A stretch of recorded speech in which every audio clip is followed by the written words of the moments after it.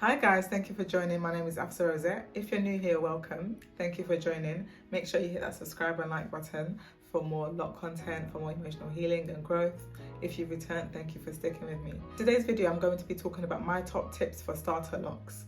So if you, whatever stage you're in, if you're just starting or if you're contemplating on starting your lock journey, then this video here is for you. But before we continue, like I said, make sure you hit that subscribe button and like, because I'd love to be able to continue to share more content on here as I've recently started doing more lock content on here.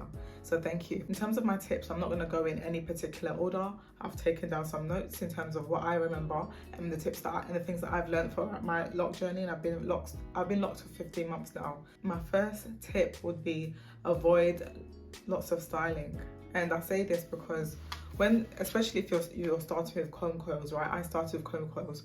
What's going to happen is your hair hasn't yet budded. It's probably still at that very early stage. So when you start to style it, what you're doing is stretching the lock in itself, and that actually prevents your lock to actually form or bud properly. So try and leave your hair alone and don't be doing up too much styling. And also remember, you don't want to apply too much pressure on your scalp. I always feel like a healthy scalp is key, especially if you're trying to retain length, if you're trying to increase the optimum growth. Try as much as you can to stop overstyling your hair. I mean, a style here and there is fine, but try and keep it very loose. Don't be over styling it. For me, what I did is I tried to wear head wraps instead around the time, or when I did just get a retwist, like now, which I've recently got retwist. Let me know if you want a video on that. But what I would do is, instead of styling it like this, I would just let them all just go all the way back. And check out my 1 to 12 months video, because you'll see some styles in terms of, especially at the early stages, when about 3 months in, I used to just style it and it would just go all the way. I used to just retwist it and it would go all the way back. I didn't apply any styles or anything because I didn't want the tension and I didn't want my hair being stretched. The thing is, what happens is when you are, especially if you're comb coiling, the curls itself, it's like your natural hair pattern curls around itself. So once you start to style, what that does is stretches the bond of the hair, and then that could cause either breakage, especially very prematurely, or what it can do is it could just delay your lock process. So I'd say avoid styling, especially between 1 to 6 months period if you're starting with comb coils. Avoid styling your hair while dry, especially if you are going to be styling. Make sure you spritz it with some aloe vera, some rose water, whatever concoction you use. Let me know if you'd like a video on that.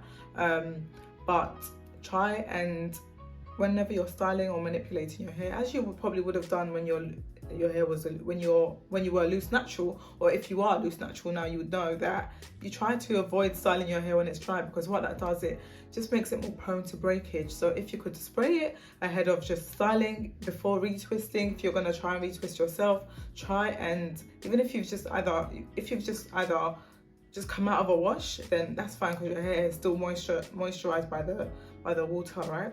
But if you are not planning on washing it and you're trying to either style it or retwist it, try and spritz some aloe vera gel mixed with either some water or rose water, whatever it is that you would usually use. Keep your hands out of your hair. I know you're probably excited right now, and I know if you haven't yet started, you're gonna be excited. Trust me, I was one of those people. Like, I would constantly have my hands in my hair. I was thinking, trying to inspect it, like, is it fully locking now? And you're just seeing this new growth, or seeing your hair budding, and you've got your fingers in your hair. But what that does is you're more prone to just either inspecting your hair so much where you're overthinking it yourself. Remember, a lot of the lock journeys it's a mental process. A lot of times it's being able to just surrender to allowing your hair to literally do its thing. Your hair's going to grow, your locks are going to grow, because what's happening is the retention is quicker, firstly, because naturally what you would do is comb your hair as you go, and what that does is you end up shedding hair naturally. But with locks, what you're doing is you're just retwisting, so the likelihood of losing the amount of hair that you would have lost when you had natural loose hair is very reduced when you have locks. I mean, you are going to lose hair here and there, maybe like when you're combing your regrowth, or the loose bit that hasn't yet combined into one lock, but you don't lose as much hair, which is why the growth is very optimum. But try and keep your hands out of your hair, because for me, I personally feel like it made me start to constantly overthink, it made me kind of like become very indecisive, where I was constantly thinking, have I made the wrong decision? Maybe I should have gone thicker. And you start contemplating on what it is that you should have done, and then you end up not actually enjoying the process. The next thing is, if you have started with starter locks, avoid brushing your locks. I know it's a trend. I always see people brush their locks, and it's okay once they're matured. Even though personally for me, I don't really agree with it. I feel like you don't really necessarily need to. I know some people say brushing your locks encourages the lint that is in your locks to get removed. Naturally, you're going to have lint in there, and it's not going to get rid of all lint. And additionally, some people also brush to try and increase, or I'd say move the moisture that they have within their hair across the length of the lock or the shaft of the lock. But I would say try to avoid brushing your hair, especially very prematurely before your locks have matured, because what that's going to do is it's going to impact on your hair, the locking process. Especially if you're starting with comb coils, the likelihood, especially depending on your hair texture, what's going to happen is your hair's just going to unravel. Especially if you've got looser hair texture.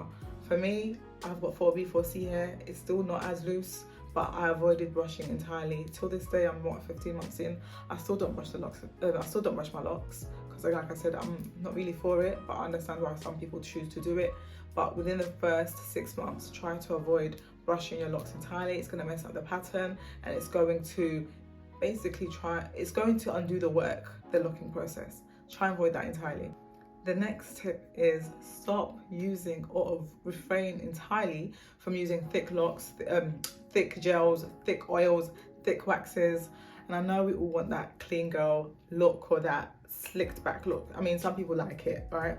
I do like the look where your hair is not really not that in between stage. So right now I got a retwist like a couple of days ago. I like it, but this is not my typical style. I like that messy look. I like the I need a retwist look.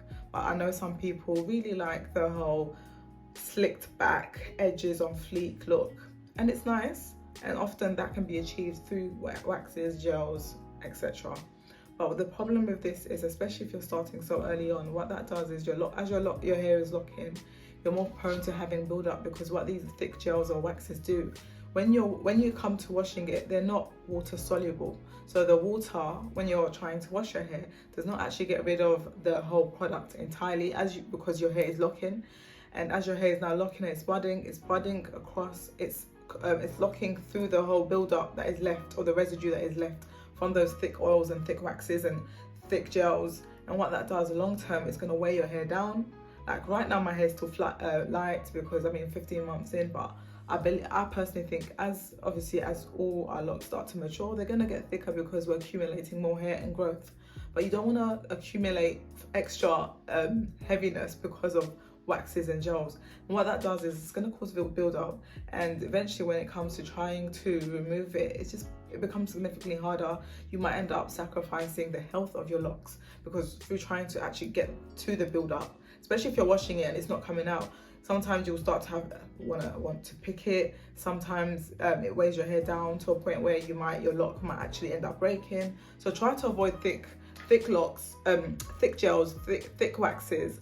And if you can or know any other locked people that have used not waxes or gels that are more water soluble, that try to use gels that have more water in it, aloe vera, because they give you like a nice consistency to hold the lock, but not that much where it's going to cause further build-up.